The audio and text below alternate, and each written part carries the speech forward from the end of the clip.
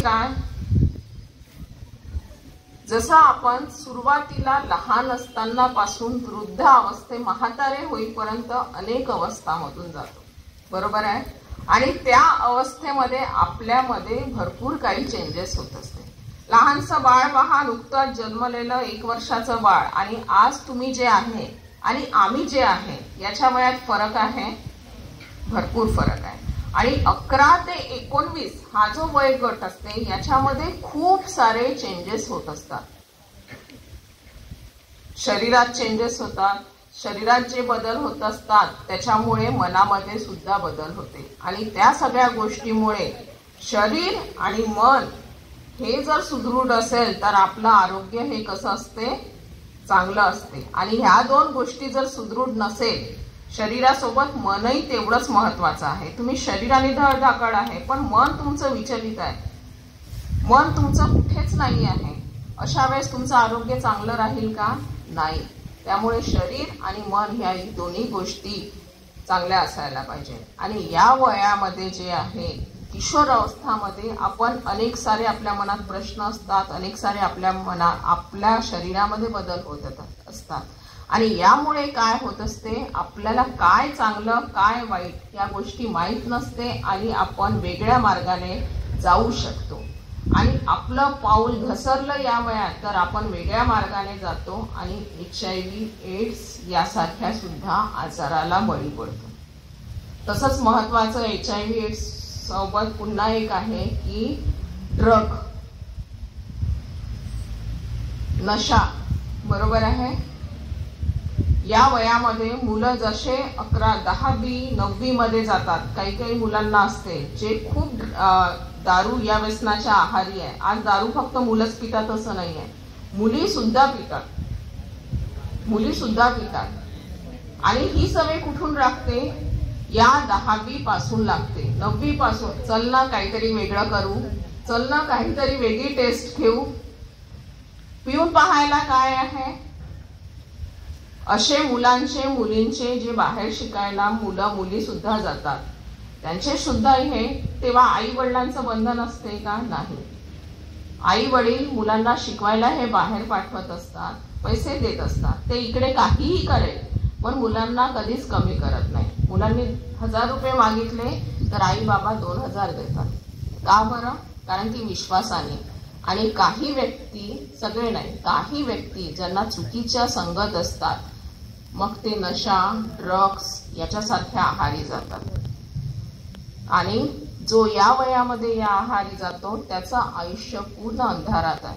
आताच मी येताना एक माणूस बघितला, गाडी साईडला लावला आणि स्वतः रस्त्यावर झोपून होता, बरोबर आहे.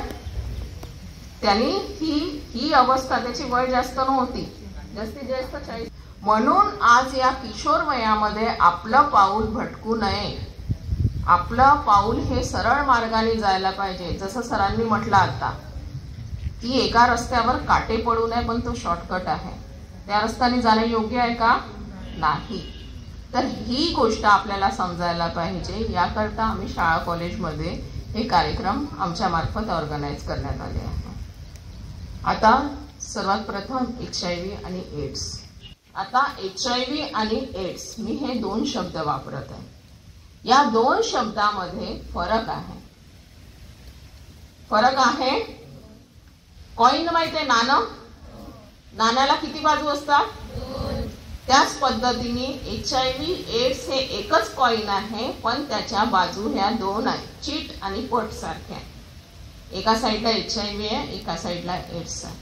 HIV काय आहे, HIV म्हणजे ह्यूमन इम्युनो डेफिशियन्सी व्हायरस, म्हणजे मनुष्याची रोगप्रतिकार शक्ती कमी करणारा हा काय आहे, विषाणू आहे. हा विषाणू कसा जातो शरीरात, हा विषाणू अनुवंशिक नाही. जसं शुगर आहे, आईला असेल वडिलांना असेल तर मुलांना होऊ शकते, बरोबर आहे. सिकल सेल आहे, आईला असेल वडिलांना असेल तर मुलांना होऊ शकते. पण HIV, एड्स हा अनुवंशिक नाही. तर तो कसा होतो, HIV फक्त माणसाला 4 कारणांनी होते. पहिलं कारण आहे दूषित सुई. जसं मी आता सांगितलं ड्रग्स, आम्ही इथे 5 ते 6 जण आहे, आम्हाला ड्रग्स घ्यायची सवय आहे, ठीक आहे। मी HIV बाधित आहे, मी एका इंजेक्शन मध्ये ड्रग्स घेतात म्हणजे काय करतात, एका इंजेक्शन मध्ये नशेची औषध भरतात, बरोबर आहे। आणि ती मी स्वतःला लावून घेईल, माझी कहाणी की सर लावतील, सरांची कहाणी की ती, आमचा ग्रुप आहे हा ड्रग ॲडिक्टचा, ठीक आहे। तर मी HIV बाधित असल्यामुळे माझी निडल सिरिंज जेव्हाच्या तेव्हा सरांनी वापरल्यामुळे सरांना सुद्धा HIV इन्फेक्शन होईल, सरांची त्यांनी वापरल्यामुळे HIV इन्फेक्शन होईल। या पद्धतीने HIVचा प्रसार होते।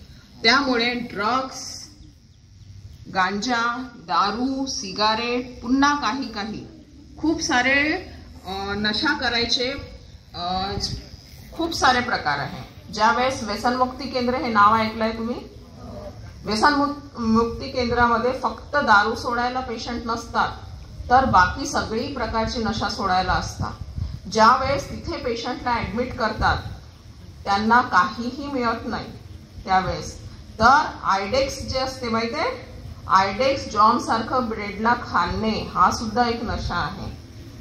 त्या व्यक्तींना तेव्हा इतकं ते ऍडिशन असते की त्यांना एक तलब असते, दारू पाहिजे म्हणजे, एखादी ड्रग पाहिजे म्हणजे त्यांना ती हुक्की येत असते। त्यावेळेस ते व्यसनमुक्ती केंद्रामध्ये पाल असते ना, पाल सुद्धा मारून खातात, का बरं, त्यांना नशा येते। पाल हे काय असते, पॉयझन आहे ना, पण त्यांना ती नशा येते त्यामुळे ते खात असते, इतकं हे ऍडिक्टचं प्रमाण जास्त आहे। त्यामुळे अशा आजाराला बळी पडू नका, या मार्गाने जाऊ नका। त्यानंतर दुसरं कारण आहे, आणि पुन्हा एक महत्वाचं दूषित सुईमध्ये, की तुम्हाला जर कधी इंजेक्शन घ्यायचं आहे, सरकारीत असेल, प्रायव्हेटमध्ये असेल, कुठेही असेल, तर आपण जे इंजेक्शन घेत आहे ती सुई आपल्याला नवीन लावत आहे की नाही याची खात्री करून घ्यायची, जेणेकरून आपल्याला HIV इन्फेक्शन होणार। दुसरं कारण आहे दूषित रक्त। दूषित रक्त म्हणजे काय, आपल्या शरीरात काही ना काही कारणास्तव रक्ताची कमी असते, बरोबर आहे। मुलींमध्ये स्पेशली 6 ग्राम, 7 ग्राम, 8 ग्राम याच्यावर आपलं शरीर ठाम राहत नाही। त्यामुळे अशा वेळेस किंवा ऍक्सिडेंट किंवा बाकी इतर कारणास्तव आपल्याला जेव्हा रक्ताची गरज असते तेव्हा आपण रक्तदान पेटीमधून रक्त घेतो, बरोबर आहे। रक्त हे तयार करता येते का, रक्त हे फक्त माणसाच्या शरीरात तयार होत असते, आणि ते जे रक्त डोनेट करतात तेच रक्त आपल्याला दिल्या जाते। रक्त जेव्हा आपल्याला देतात तेव्हा त्याची HIV तपासणी सुद्धा करून देतात।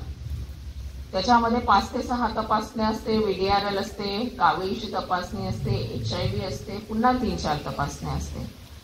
पण रक्त हे तपासणी करूनच समोरच्या व्यक्तीला दिल्या जाते, पण रक्तामध्ये एक HIVचा विंडो पिरियड असते। समजा मला HIV इन्फेक्शन होऊन 3 महिने ते 6 महिने व्हायचे आहे, आणि मी जर रक्तदान केलं तर माझ्या शरीरात विषाणू असून दिसणार नाही। या अशा वेळेस जे रक्तदान केलं असते त्याच्या मार्फत HIVचा प्रसार होऊ शकते, त्याला म्हणतात विंडो पिरियड। ते जरी ब्लड डोनेशन कॅम्प मधलं ब्लड टेस्ट करत असेल तरी ते HIV बाधित आहे असं दिसत नाही विंडो पिरियडमध्ये। त्यामुळे रक्ताची गरज पडणार नाही या पद्धतीने आपलं वर्तन करा। त्यानंतर तिसरी गोष्ट आहे, तिसरं प्रसार माध्यम आहे की गरोदर मातेकडून, HIV बाधित गरोदर मातेकडून तिच्या होणाऱ्या बाळाला। HIV बाधित गरोदर माता आहे तर तिच्या बाळाला HIV ची लागण होऊ शकते, तर त्याच्याकरता आपण प्रत्येक गरोदर मातांची HIV तपासणी करत असतो, आणि जर ती योग्य वेळे माहीत झाली तर बाळाला आपण निगेटिव्ह करण्याकरता औषधोपचार चालू करत असतो। या पद्धतीने आपल्याला लागण न होण्यासाठी आपण काय करू शकतो, आपण एक करू शकतो की ज्याही वेळेस आज 10 वर्ष, 15 वर्ष, 20 वर्षांनी जेव्हाही तुमचे लग्न होईल, प्रत्येकाने लग्नाच्या आधी स्वतःची आणि स्वतःच्या होणाऱ्या पार्टनरची, दोघांची पण HIV तपासणी करून घ्यायची, जेणेकरून आपल्याला HIV इन्फेक्शन होणार नाही। चेहऱ्याने HIV पॉझिटिव्ह लोक ओळखायला येत नाही, फक्त टेस्ट करूनच माहीत पडते। आणि समोरचा व्यक्ती कसा आहे काय आहे थोडी माहिती आहे. आमच्याकडे गरोदर माता, आम्ही प्रत्येक गरोदर मातांची तपासणी करतो. त्याच्यामध्ये गरोदर माता फक्त लग्नाला 3 महिने 4 महिने 5 महिने झाले असते आणि ती पॉझिटिव्ह येते. ज्यावेळेस मी समुपदेशन करते, काउन्सिलिंग करते, त्यावेळेस असं माहीत होते की हा तिचा जो होणारा घरवाला होता तो पहिले पॉझिटिव्ह होता आणि हिला इन्फेक्शन झालं. काही वेळेस असं असते बाया पॉझिटिव्ह असते आणि तिच्या नवऱ्याला इन्फेक्शन होते. जर ही टेस्ट आपण लग्नाच्या आधी केली तर आपण जीव वाचवू शकतो. एक जीव आपण वाचवू शकतो. आणि चौथं आणि महत्वाचं कारण आहे की असुरक्षित लैंगिक संबंध. आता असुरक्षित लैंगिक संबंध म्हणजे काय? मी जे तुम्हाला सांगितलं, किशोर वयामध्ये आपल्या शरीरासोबत आपल्या मनातही बदल होत असतात, बरोबर आहे. किशोर वयाच्या आधी, आज तुम्ही ज्या ग्रुपमध्ये आहे, पहिले याच्या आधी तुम्ही मुलं मुली एकत्र खेळत होते, बरोबर आहे, खेळत होते. आज तुम्ही खेळता का? नाही खेळत. का बरं खेळत नाही? कारण तुमच्या वयात, तुमच्या मनात, तुमच्या शरीरात बदल झाले, बरोबर आहे. त्यामुळे आणि या वयामध्ये मुलांना मुली आवडणे, मुलींना मुलं आवडते हे एक नॅचरल आहे. या वयामध्ये हे आम्हाला पण ह्या गोष्टी होत्या, तुम्हाला पण आहे, असं काही हे नाही आहे. पण आपलं जे पाऊल आहे, कुठला व्यक्ती आवडत असेल वाईट नाही आहे. आपल्याला सलमान खानही आवडते, बरोबर आहे, एखादी माधुरी दीक्षितही आवडते, बरोबर आहे. पण ती प्रत्येक गोष्टीची एक लिमिट असते. ही लिमिट जर तुम्ही क्रॉस करत असेल तर तुम्ही नक्की HIV सारख्या आजाराला बळी पडाल. आजची पिढी खूप वेगळी आहे. मुलींना मुलांना 1-2 बॉयफ्रेंड किंवा गर्लफ्रेंड नसते, खूप सारे असते ना. आज ही, उद्या ती, परवा ती. आणि हे आज मित्र मैत्रिणीपर्यंत नाही राहिले आहे, त्याच्या पण समोर गेले आहे. मला सविस्तर सांगायची गरज नाही आहे, बरोबर आहे. आपण जेव्हा समोर जात आहोत तेव्हा आपण कुठे अडलं पाहिजे, कुठे थांबलं पाहिजे या गोष्टीत नसेल तर तुम्ही या आजाराला बळी पडू शकता. आज सोशल मीडिया इतकं वाढलं आहे की तुम्हाला कोणालाच विचारायची गरज नाही आहे. मला एक शब्द टाकलं की तुम्ही आज तिथेच शोधता. पण तिथे जे तुम्ही शोधत आहे, तुम्ही यूट्यूबवर, तुम्ही गुगलमध्ये जे शोधत आहे त्याच्या तुम्हाला याच्यावरून शॉर्ट्स येत आहे, बरोबर आहे. हे शॉर्ट्स चांगले पण येतात, वाईट पण येतात. काही शॉर्ट्स इतके वाईट असतात की तुम्ही त्याच्या आहारी गेले तर HIV सारख्या आजाराला बळी पडाल. त्यामुळे आपण काय करत आहोत, एखादी वेळेस आई विचारते, बाबा विचारते, काय बघत आहे तू? आपण खोटं सांगतो, मी अभ्यासाचं बघत आहे म्हणते, बरोबर आहे. पण आपण वेगळं काहीतरी बघत असतो की आपल्या मनात भरपूर प्रश्न असतात. आणि आपण जिथे खोटं बोलत आहे तिथे आपण समजायला पाहिजे की मी काहीतरी चुकत आहे, म्हणून मला खोटे बोलायची वेळ येते. त्यामुळे आपण ती चूक करायची नाही आहे आणि ते तुमच्याच करता एक सिग्नल आहे. HIV AIDS याच पद्धतीने असुरक्षित लैंगिक संबंधामुळे होतो की जर HIV झालेला व्यक्ती आहे त्याच्यासोबत जर एखाद्या महिलेचे, मुलीचे, पुरुषाचे जर संबंध येत आहे, शारीरिक संबंध येत आहे, तर त्या व्यक्तीला HIVची लागण होऊ शकते. त्यामुळे आम्ही नेहमी सांगतो की लग्नाच्या आधी हनुमानासारखं राहायचं आणि लग्नाच्या नंतर रामासारखं. का बरं? राम आणि हनुमान मध्ये काय फरक होता? रामाला किती बाया होत्या, किती पत्नी होत्या? एक.